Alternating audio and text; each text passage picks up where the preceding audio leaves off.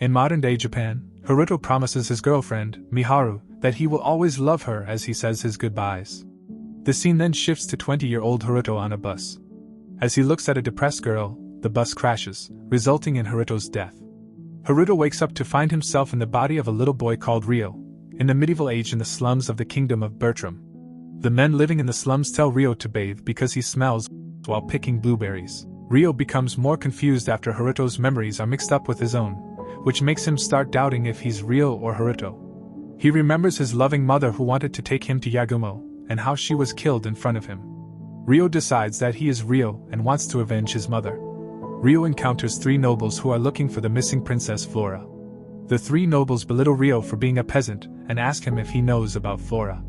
Ryo replies that he doesn't know, and Celia, one of the nobles, checks the place to see if there are other magicians. To her surprise, there are none but Ryo, who is surprised to find out that he has magical powers. Before Celia and the other 2 mages leave, she rewards Ryo with a small bag of coins for being helpful. Ryo rushes back home only to be surprised by a masked intruder trying to stab him in the heart. Ryo is lucky when the knife stabs the bag of coins, but then the men Ryo stays with also die before the stranger can finish Ryo off. A spirit of a beautiful girl appears and quickly teaches Ryo to use his hidden magical powers. Ryo activates his magic and attacks the masked stranger, who also happens to be a magician. But his magic is no match for Ryo as Ryo overpowers him and knocks him out. Ryo hears a voice coming from the potato sack, and it turns out to be the missing Princess Flora. Seeing the dead bodies, Flora faints. Ryo carries the unconscious Flora back to the 3 women and tells them what happened. Christina, Flora's sister, doesn't believe Ryo and accuses him of being an accomplice and abducting her sister. When Ryo tries to defend himself, they shut him up and decide to take him to the palace just to make sure.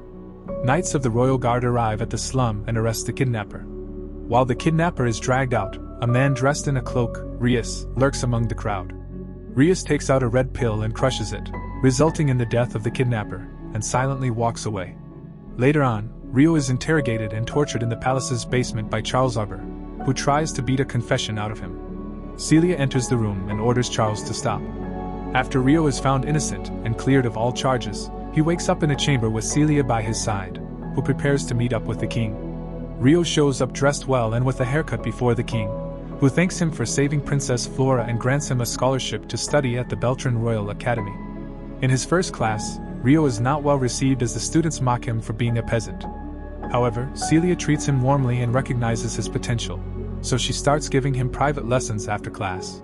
While training with the sword, Ryo is intensely hated by his classmates, as none of them agree to practice with him. Therefore, the instructor practices with Ryo and starts a fight. Ryo impresses the instructor with his fighting skills so much that the instructor praises him and tells him he'll become a knight one day. 5 years later, Celia announces a contest where students will duel the royal knights. Even though Ryo doesn't want to fight, he's chosen to be one of the representatives of the academy. When the contest starts, Ryo is chosen to fight first against Charles, who tortured him earlier. As the fight begins, Ryo easily disarms Charles and defeats him. Charles shamefully admits defeat and holds his head low. Later on, in a magic class, Celia teaches magic to her students and shows her magical powers, astounding her students. While practicing, all students succeed in wielding magic except for Ryo, who seems to be having a hard time doing it. During an outdoor test, the students are divided into groups and tasked with going into the woods to fight monsters. Given that Ryo isn't good at wielding magic, Alphonse has him carry all the luggage. First, the team is attacked by goblins, but they easily defeat them with their magic. Shortly after, the team stops at a cliff. Suddenly, orcs show up and attack the team with spears. One of the students, Alphonse, is scratched on the thigh and accidentally pushes Flora off the cliff. Ryo jumps to save Flora and uses his magic to propel her back to the cliff while taking the fall himself. However, Ryo lands safely and starts wondering where he got those magical powers from. After fighting off the orcs, Alphonse starts accusing Ryo of attempting to kill Flora, to which the group commander, Stuart, agrees. Overhearing them from down the cliff, Ryo decides to leave Beltram, despite his plans of graduating from the academy.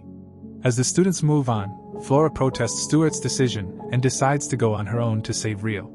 At that moment, a giant minotaur attacks them, and they all struggle to fight it. Before the minotaur can kill Flora, Ryo shows up and saves her by cutting off the minotaur's hand. The minotaur and Ryo exchange blows, but Ryo overpowers it and cuts off its head. Following that, Ryo decides to leave Beltrum and says his goodbyes to Celia as he reveals his plans of going to Yagumo, his homeland, and promises to write her letters under the pen name of Haruto. Ryo goes to the market town of Amond, where he buys some food and later writes a letter to Celia telling her how he is and where he is. After leaving town, Ryo comes across an unconscious girl in the forest. Just as Ryo checks on her, she attacks him with her knife, and it turns out she is a demigirl and an assassin tasked with killing Ryo. She aggressively attacks Ryo, but he overpowers her and puts her to sleep. Noticing the submission collar, Ryo figures she's not herself and is controlled by someone else. After Ryo releases her from the collar, the girl wakes up. When Ryo asks her who she is and who sent her, she reveals that her name is Latifa and her master is Stuart, whom Ryo happens to know from the academy. Ryo decides to leave, but offers Latifa to take her to her people on the village, people of the spirits, to which Latifa agrees. On the way there, Ryo and Latifa camp to rest. Latifa reveals that she was in Japan and found herself in this world in another girl's body. After Latifa sleeps, Ryo is surrounded by a group of other demigirls. Thinking that Ryo is holding Latifa captive, Yuzuma the winged girl attacks Ryo and knocks him out. Later, Ryo wakes up to find himself chained to a bed. Latifa hugs him and explains to the other girls what happened. Ursula the elder walks in and has the girls apologize to Ryo for thinking so low of him. After Ryo is released, he meets up with Ursula and the other elders, Dominic and Sildora, who allow him to stay with them. A second later, Dryas, the spirit of the world tree, appears, greets Ryo, and tells him about a sleeping spirit in the form of a human being sleeping inside him, which is something rare and powerful. Ryo stays at the village and has a good time with Latifa and the girls. He hangs out with them, trains with them, and learns a great deal about magic. A year later, the Grand Spirit Festival takes place. Meanwhile, Rice takes a young kid to a cave where they steal a big egg belonging to a wyvern. Rice then tells the kid they're going to steal more eggs from the village of the people of the spirit. During the festival, Ryo reveals to Latifa that he's leaving, upsetting her.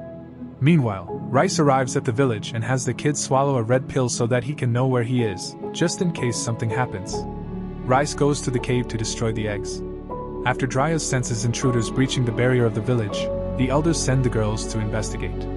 Encountering the kid, Yuzuma and the others tell him to turn himself in, but the kid mounts the eagle. Just as the kid tries to fly away, the wyvern looms over him, exactly what Rice has planned. Seeing that his plan to attack the people of the spirit worked, Rice crushes the red pill in his hand, resulting in the death of the kid, thereby his fall from the dragon. The wyvern attacks the village, but before it can kill Latifa, Ryo attacks the wyvern and kills it. The next day, Ryo decides to leave the village. Prior to his departure, the elders gift him a leather jacket made out of the wyvern skin, a sword, some food, and a teleportation device that enables him to go anywhere. Through the teleportation device, Ryo goes to Yagumo in the Karasuki kingdom, where he meets Rory and Seo, who take him to the head of the village.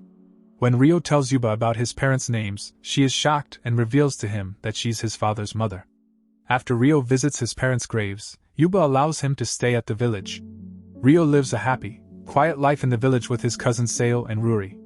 He also gets to know Seo's brother, Shin, and even goes hunting with him. One day, a man named Gon visits the village and tries to flirt with Rory and Seo. However, he ends up getting into a fight with Shin. Meanwhile, Yuba asks Hate to accompany Ryo to the castle town to learn more about his parents. When night falls, Gon tries to take advantage of Seo and Ruri, but Ryo shows up and beats him up before Hate breaks up the fight and heals Gon's bruises. The next day, Ryo goes to the castle town and hangs out with Shin and Seo. While shopping with Seo, Ryo encounters some men who try to abduct a young girl named Kakumo. Ryo fights off the men and saves Kakumo. Meanwhile, Hate delivers Yuba's letter to a man named Gauki, who is surprised after reading it. Gauki pays Ryo a visit and reveals that he knew Ryo's parents. He tells Ryo that his father was a renowned warrior who became a royal guard for the king's daughter, who happens to be Ryo's mother. After they fell in love and got married, Ryo became the grandson of the king of Yagumo. Gauki then suggests that Ryo meet up with his maternal grandparents, to which Ryo agrees. The next day, Ryo meets up with his grandparents and talks to them about his mother's death at the hands of a man named Lucius. He vows to kill Lucius on sight, but the king warns him that Lucius is a strong individual, so Ryo needs to be well prepared to fight him.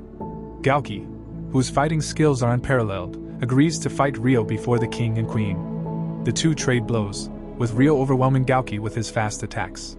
However, Gouki gathers magical energy around his sword and attacks Ryo with an air slash. Ryo blocks the attack, distracts Gouki with a counter-attack, and ultimately defeats him. Before leaving Yagumo, Rory confesses her love to Ryo and asks to join him. However, Ryo turns her down.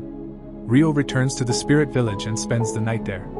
The next day, Latifa and the girls walk into his room and are shocked to find another girl sleeping with him. Ryo calms them down and explains that it was the inner spirit sleeping within him, and that she has now awakened and is sleeping next to him. When the girl wakes up, Ryo names her Asia. Next, Ryo tests Asia's skills and power in a fight and is surprised to find that she is quite proficient in wielding magic, blocking all of his attacks. He proceeds to teach her more about magic and the spirits. Ryo then decides to leave for the Beltrum Kingdom, and before his departure, the elders of the village give him an earring he can use to dye his hair if he goes to Beltrum. Upon arriving at Beltrum with Asia, Ryo decides to stop by and check on Celia, but is surprised to find that she's not at the academy. He has Asia enchant a guard into telling them about Celia and discovers that she's going to be married to Charles Arbor for political reasons. Meanwhile, Celia's father has a conversation with his soon-to-be son-in-law. Seemingly, Celia's father feigns approval, but deep down, he's not fond of the marriage and has been forced into it. Later, Ryo visits Celia and confronts her about the marriage. Celia pretends that everything is okay and kicks Ryo out. The next day, the wedding begins, and a parade is made for Celia and Charles. Ryo gate crashes the wedding, knocks out Charles, and holds a knife to Celia's throat, telling her to act like a hostage. Ryo carries Celia away as she screams for Charles to help her. Ryo hands Celia to Asia to take her away while Ryo distracts the guards. While Ryo was fighting the guards, the king's sword, Alfred, battled Ryo. The two traded blows as Alfred overwhelmed Ryo with his strength. Alfred then decided to end it and unleashed his ultimate attack on Ryo. However, after the attack, there was no trace of Ryo, signifying that he had fled during the attack. Later, Ryo got out of Beltrum and met up with Celia and Asia. Suddenly, 3 beams fell from the sky. 3 kids emerged and were kidnapped by bandits before the bandits locked the kids in their carriages to trade them as slaves. Ryo arrived, killed the bandits, and saved them. Much to Ryo's shock, one of the kids turned out to be Miharu, his first childhood friend and love whom he promised to meet again when he was Haruto. Don't forget to subscribe and turn on the notifications for more anime recaps you don't want to miss out.